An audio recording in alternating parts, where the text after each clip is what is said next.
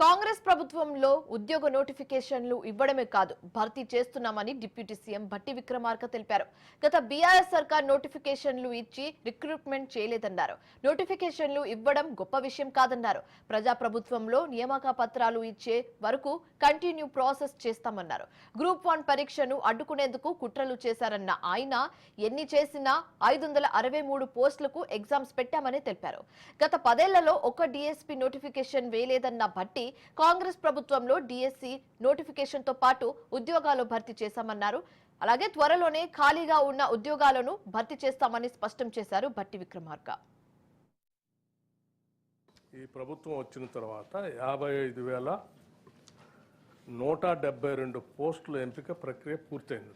54,573 పోస్టుల నియామక ఉత్తర్వులను కూడా ఇప్పటికే జారీ చేసి వాళ్ళందరికీ నియామక పత్రాలు కూడా అందించడం జరిగింది అధ్యక్ష.